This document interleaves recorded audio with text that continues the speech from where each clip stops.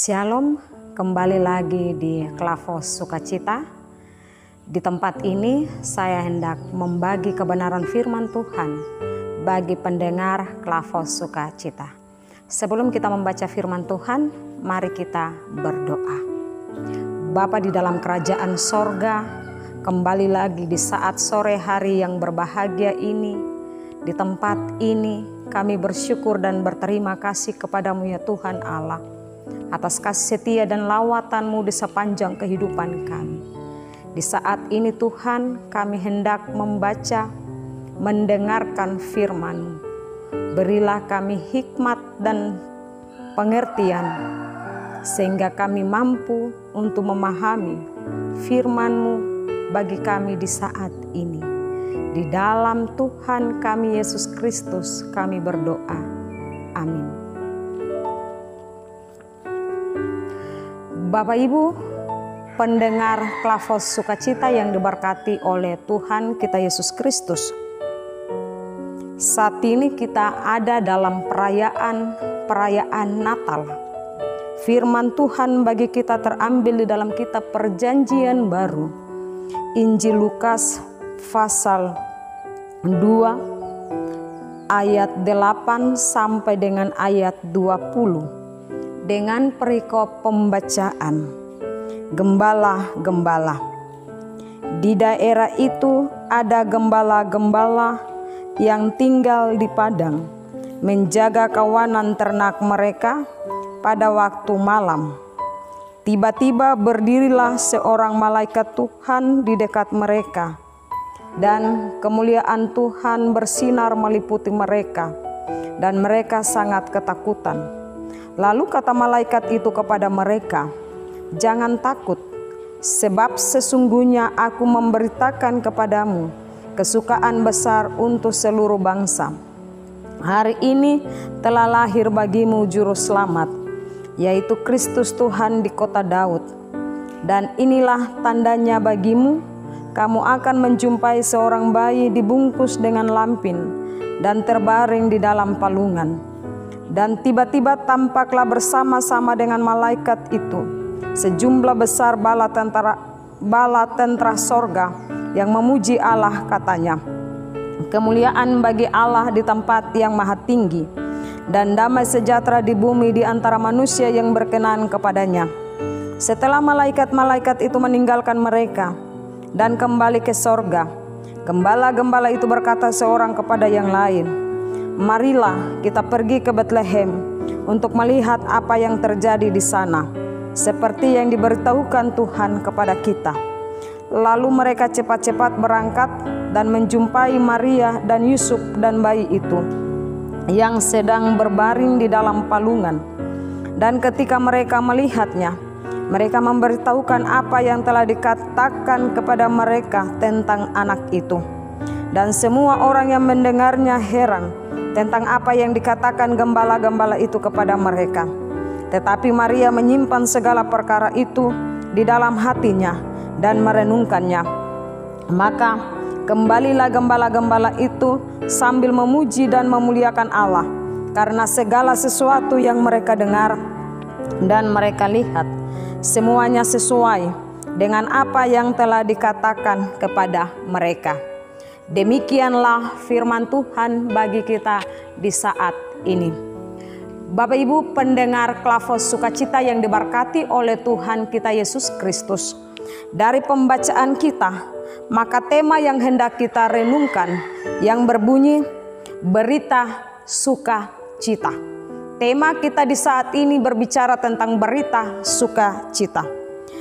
Bapak Ibu pendengar Klavos Sukacita yang diberkati oleh Tuhan kita Yesus Kristus.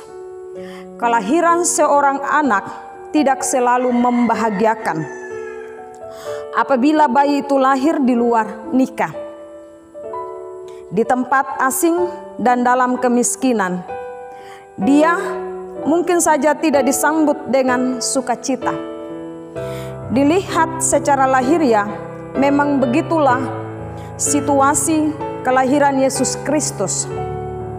Maria ibunya baru bertunangan dengan Yusuf, mereka belum kawin. Mereka sedang pada perjalanan jauh dari rumah mereka di Nazaret di Galilea. Dan saat Maria bersalin, mereka terpaksa berlindung di sebuah kandang karena tidak ada tempat bagi mereka di rumah penginapan. Bapak Ibu, kita bisa baca dari Injil Lukas pasal 2 ayat 7. Namun peristiwa yang menyedihkan di sudut pandangan dunia menjadi berita sukacita di sudut pandangan sorga. Tuhan suka memakai yang tampaknya hina untuk menyatakan kemuliaannya. Bapak Ibu kekasih Tuhan, kalau kita baca dari bagian firman Tuhan ini, yang pertama kita melihat di situ dijelaskan tentang gembala-gembala. Profesi gembala sering menyolok di dalam Alkitab. Kebanyakan leluhur masyarakat kaum Israel, termasuk Abraham, Musa, dan Daud, pernah menjadi gembala. Tuhan sendiri digambarkan sebagai gembala. Kita baca dari kitab Mazmur pasal 23. Namun pada zaman Yesus Kristus, kaum gembala ini dianggap remeh oleh orang-orang kota. Mereka disebut kasar, bodoh, dan tidak rohani. Mereka sering dicemooh oleh kaum saleh. Kita lihat yang kedua, malaikat. Malaikat-malaikat adalah pesuruh atau kurir Allah. Mereka adalah makhluk-makhluk sorgawi yang bisa menjelma dalam rupa manusia dan menyampaikan pesan-pesan dari Tuhan. Menurut Injil Lukas, seorang malaikat Tuhan pernah tampak kepada Sakaria, ayah Yohanes Pembaptis, di bait suci. Sesudah itu seorang malaikat bernama Gabriel disuruh Allah pergi kepada Maria untuk memberitahukan kepadanya bahwa dia akan mengandung dan melahirkan Yesus yang akan disebut anak Allah yang maha tinggi. Lukas pasal 1 ayat 28 sampai 36. Di dalam pembacaan kita, peran para malaikat sangat besar. Digambarkan suatu kontras mutlak antara dunia gembala-gembala yang serba gelap dan para malaikat yang diliputi oleh sinar kemuliaan Tuhan. Pernyataan sorgawi sama sekali tidak terduga oleh para gembala. Sewajarnya, para gembala takut sekali. Kedekatan dunia yang maha mulia pada kehidupan yang serba sederhana dirasakan sebagai suatu ancaman. Perjumpaan antara malaikat dan gembala. Tetapi Bapak Ibu Saudaraku, malaikat Tuhan tidak datang untuk mengancam. Dia bukan kerub yang ditempatkan oleh Tuhan di pintu Taman Eden dengan pedang yang bernyala-nyala untuk menghalau manusia dari pohon kehidupan. Kita bisa baca dari kitab Kejadian pasal 3 ayat 24. Malah sebaliknya, malaikat ini menyambut para gembala dengan sangat baik dan dengan penuh hormat. Mereka jangan takut karena mereka dipilih menjadi penerima berita sukacita. Bukan raja-raja dan bukan tokoh-tokoh agama yang menjadi penerima utama berita sukacita, tetapi para gembala yang hina ini. Lantas malaikat memberitahukan isi berita sukacita, yaitu hari ini telah lahir bagimu juru selamat, yaitu Kristus Tuhan di kota Daud. Kita lihat pada ayat 11. Kota kelahiran Daud adalah Betlehem di Efrata di Yudea. Di sana mereka akan melihat tanda Sang Mesias, yaitu seorang bayi yang baru lahir, yang dibungkus dengan lampin dan terbaring di dalam palungan. Ayat yang ke-12. Walaupun tanda ini begitu sederhana, yang sama sekali tidak mulia seperti terang sorgawi yang meliputi malaikat, justru kabar inilah yang menggerakkan hati bala tentara sorga yang menemani malaikat-malaikat yang menyampaikan kabar baik itu.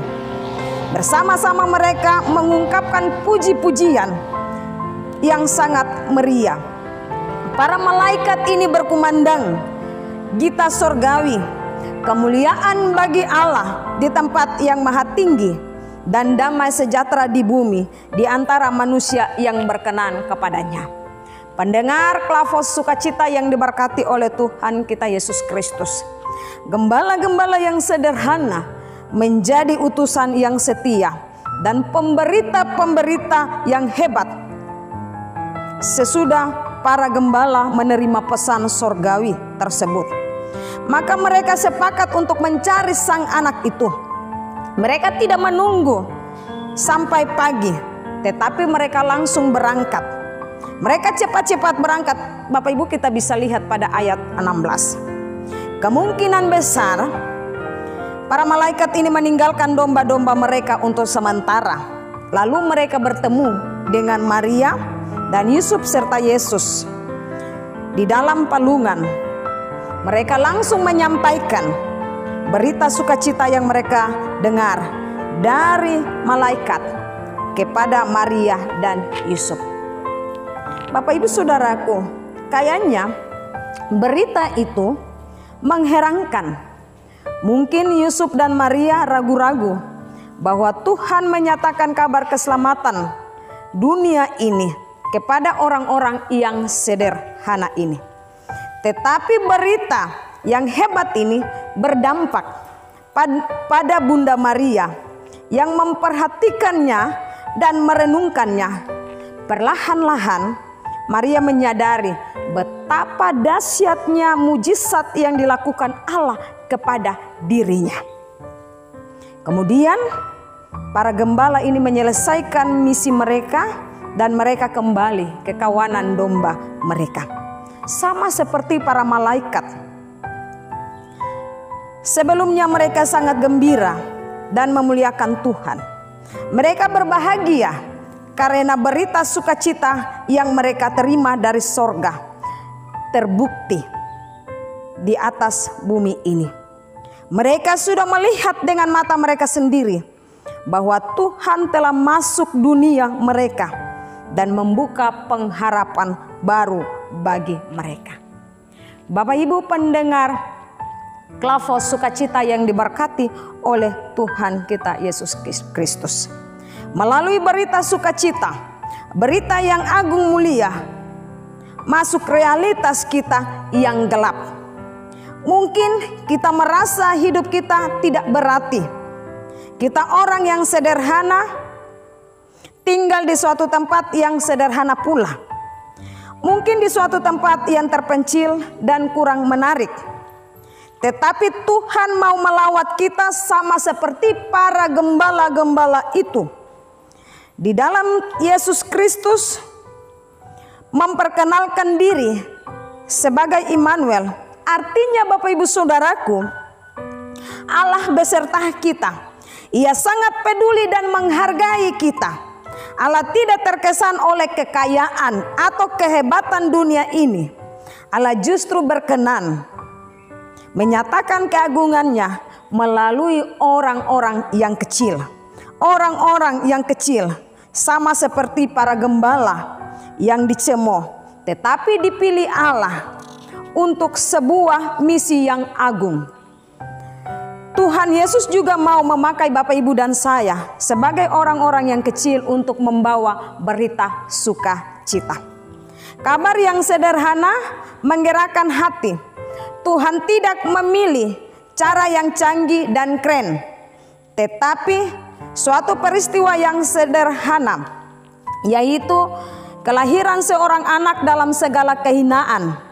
Begitu pula Dia mau supaya kita menjadi murid-murid Yesus. Tuhan mengakui kita seada-adanya asal kita menyambut Dia. Dan Tuhan mau memakai saudara-saudari dan saya untuk membawa terang sorgawi ke dalam dunia yang gelap. Dalam terang sorgawi itu, peristiwa-peristiwa hidup yang sederhana seperti kelahiran seorang anak yang miskin menjadi sangat berarti. Yesus tidak memilih seorang selebritis atau orang yang terkenal, orang yang top, tetapi Yesus memakai orang yang sederhana untuk dapat membawa berita sukacita. Bapak Ibu yang dikasihi oleh Tuhan kita Yesus Kristus, kita semua ini dikasihi oleh Tuhan. Kita semua ini berharga di mata Tuhan. Dan kita ini indah, kita ini unik. Sekali lagi kita ini berharga di mata Tuhan. Sehingga berita sukacita membuat kita bersukaria. Berita Injil tentang kasih setia Allah kepada orang-orang yang susah dan berdosa sangat menggembirakan, baik para malaikat maupun para gembala bersukaria sesudah mereka menyampaikan berita sukacita itu.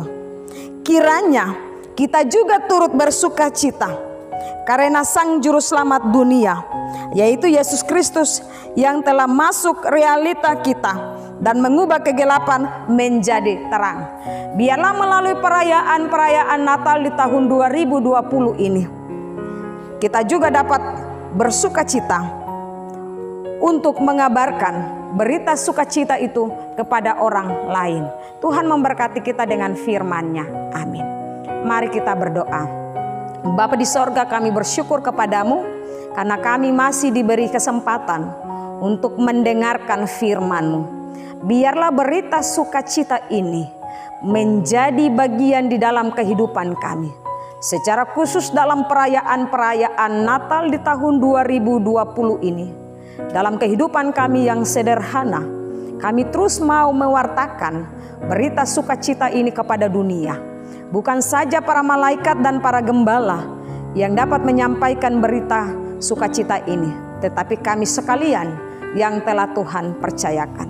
Ubahlah hidup kami dengan firman-Mu, biarlah senantiasa kami mau hidup menurut kehendak dan kuasa-Mu. Di dalam nama Tuhan kami Yesus Kristus kami berdoa. Amin. Shalom, Tuhan memberkati kita.